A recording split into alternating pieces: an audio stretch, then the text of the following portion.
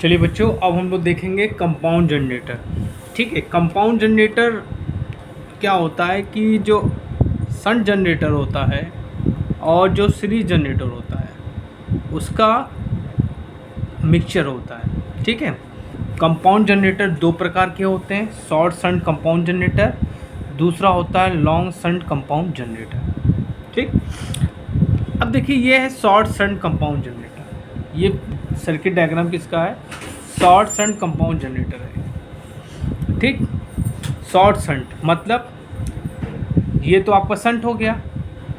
ठीक, और इसी केस इस आर्मेचर के देख अगर इस सर्किट को हटा दिया जाए, इस सर्किट को अगर हम हटा देते हैं, ठीक, अगर इस सर्किट को हटा देते हैं तो ये आपका शंट हो जाएगा, और इसको हटा देते हैं तो आपका कंपाउंड हो जाएगा। ठीक, लेकिन यहाँ पे शॉर्ट है ये, ठीक है, इसलिए इसको क्या कहेंगे? शॉर्ट शंट कंपाउंड जनरेटर कहेंगे।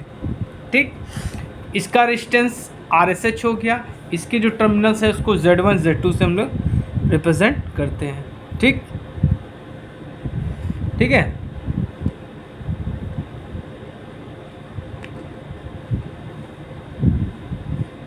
ओके। और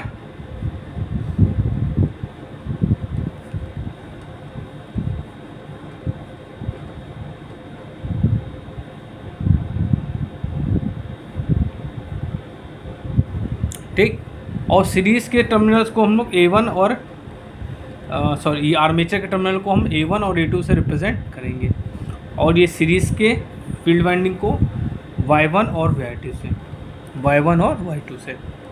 अब देखिए यहाँ पे आर्मेचर करंट फ्लो हुई। आर्मेचर करंट आपकी दो भागों में डिवाइड हो जाएगी, ISH में और ISC में। ठीक, इसी सर्किट को हम इस तरह से भी रिप्रेजेंट कर सकते हैं।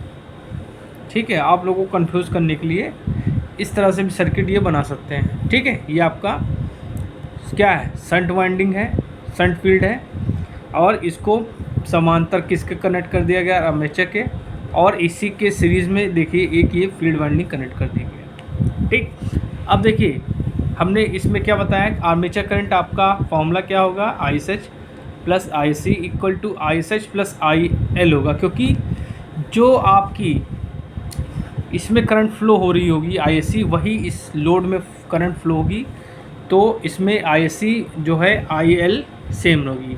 ठीक, अच्छा, इसका EMF इक्वेशन क्या हो जाएगा? EG equal to IA RA plus ISC RSC plus V। ठीक, अब देखते हैं हम लोग लॉन्ग शंट कंपाउंड जनरेटर देखते हैं। लॉन्ग शंट कंपाउंड जनरेटर क्या है? ये देखिए ये जो आर्मेचर के साथ हमने फील्ड वाइंडिंग को सीरीज़ में लगा दिया गया है। ठीक है, ओके, तो ये क्या हो गया? लॉन्ग हो गया। ठीक, शंट। ठीक, तो ये आपका क्या हो गया? लॉन्ग शंट कंपाउंड जनरेटर हो गया।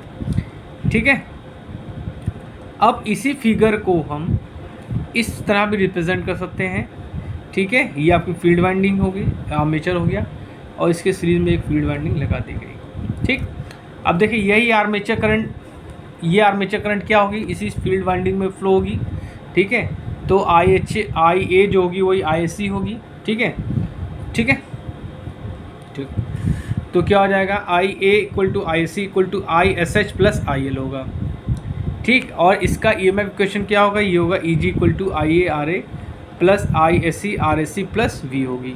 ठीक है, चलिए अब देखिए कनेक्शन और मैग्नेटिक फ्लक्स के आधार पर कंपाउंड जनरेटर निम्न प्रकार के होते हैं। पहला होता है कॉम्युलेटिव कंपाउंड जनरेटर, दूसरा होता है डिफरेंशियल कंपाउंड जनरेटर, तीसरा होता है लेवल कंपाउंड जनरेटर। अब देखिए ये आपका क्या है? कॉम्युलेटिव मतलब यौगिक। यौगिक मतलब इसमें जब क्या होगा?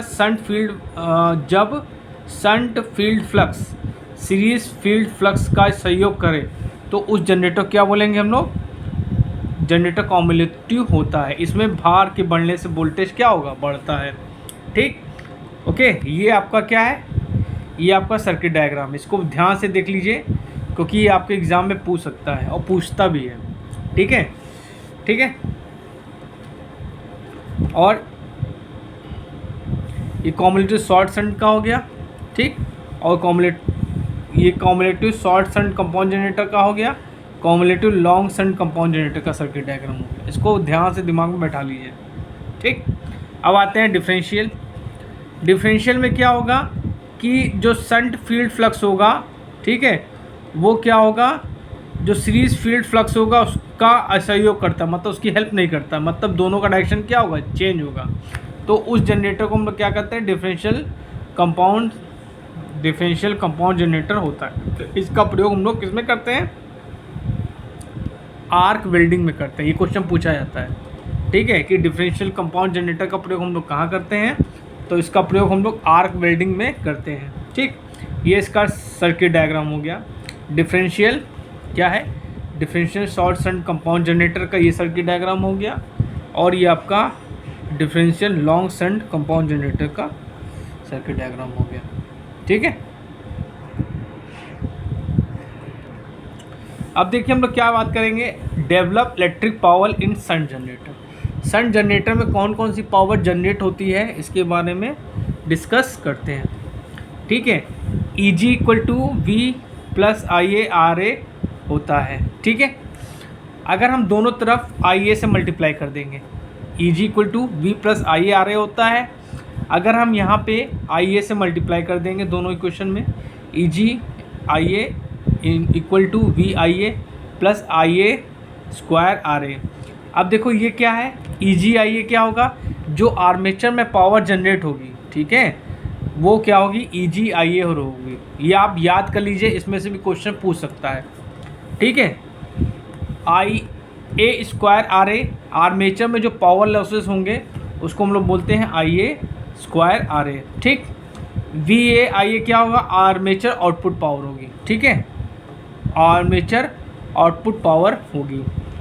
ठीक, आइए अब इसमें आइए देखिए, अब यहाँ से देखिए, जो शंट जनरेटर में क्या होगी, आर्मेचर करंट आपकी शंट फील्ड करंट में और लोड करंट में कन्वर्ट हो जाती है, टूट जाती है, ब्रेक हो जाती है। तो यहाँ पे हम लोग क्या लिख सकते हैं, V IA equal to V into ISH plus IL। ठीक, इट मीन्स आर्मेचर की पावर इक्वल टू ये क्या आपकी शंट, ठीक है, फील्ड वाइंडिंग की, और ये आउटपुट पावर हो जाएगी। ठीक, अब देखिए सीरीज जनरेटर में कौन सी पावर जनरेट होती है, ये शंट का तो मैंने आपको बता दिया। अब सीरीज में देखते हैं। सीरीज में minus EG plus IA RA plus ISC RSC plus V equal to 0। देखिए बच्चों, अगर आपको ये क्वेश्चन नहीं आता है तो आप कमेंट बॉक्स में मारिएगा, कमेंट मारिएगा, मैं आपको पर्सनली एक वीडियो बना के बता दूंगा कि ये क्वेश्चन कैसे है। ये KVL लगाने पे आती है। ठीक है, तो EG इक्वल टू क्या होगा, IA RA plus ISC RSC plus V होगा।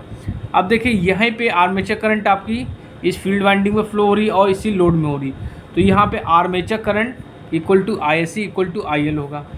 ठीक, अच्छा अब हमने क्या किया,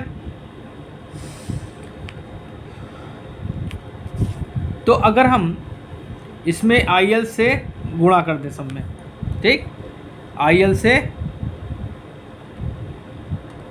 गुणा कर दें तो क्या होगा, EG IL equal to IL square RA plus IL square RSC plus VIL।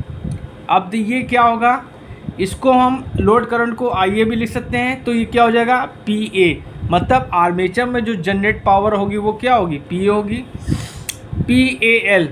ठीक, PL मतलब क्या, आर्मेचर में जो पावर लॉस होगा वो क्या होगा, PAL होगी।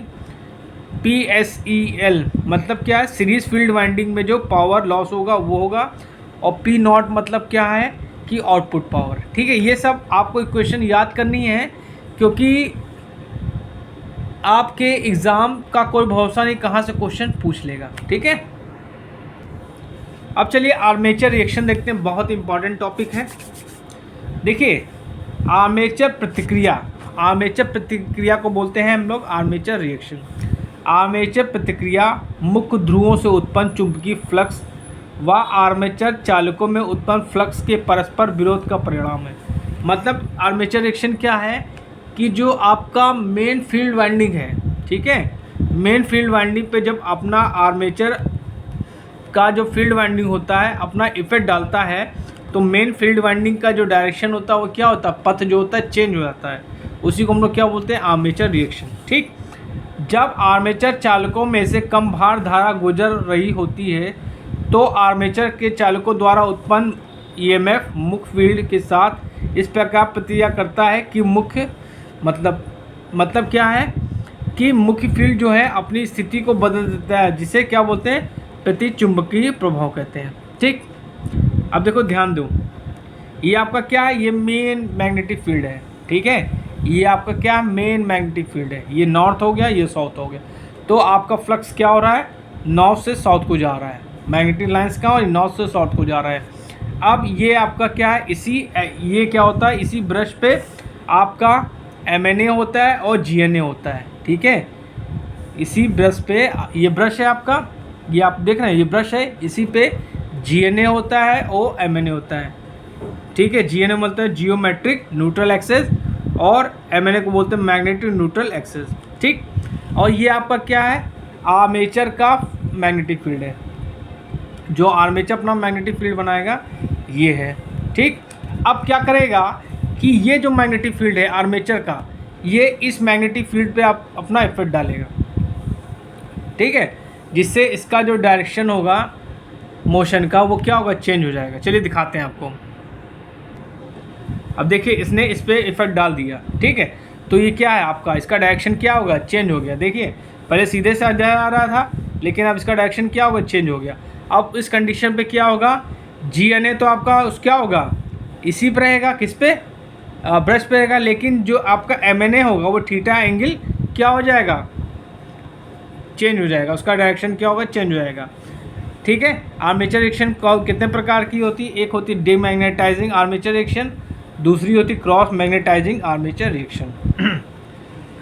देखिए एक बहुत इंपॉर्टेंट फॉर्मूला हम बता देने आ रहे हैं, क्योंकि इसमें से न्यूमेरिकल आपके पूछे जाते हैं। ठीक है, थीटा E को बोलते हैं हम लोग इलेक्ट्रिकल एंगल, और थीटा M को बोलते हैं मैकेनिकल एंगल। ठीक, तो थीटा इलेक्ट्रिकल इक्वल टू होता है P/2 थीटा मैकेनिकल, मतलब मैकेनिकल एंगल जो होता है P/2 into times of theta mechanical के equal into P/2 into theta mechanical होता है। थीटा इलेक्ट्रिकल को हम लोग 180 लेते हैं और थीटा मैकेनिकल को हम लोग 360 डिग्री लेते हैं, ये आपको पता होना चाहिए।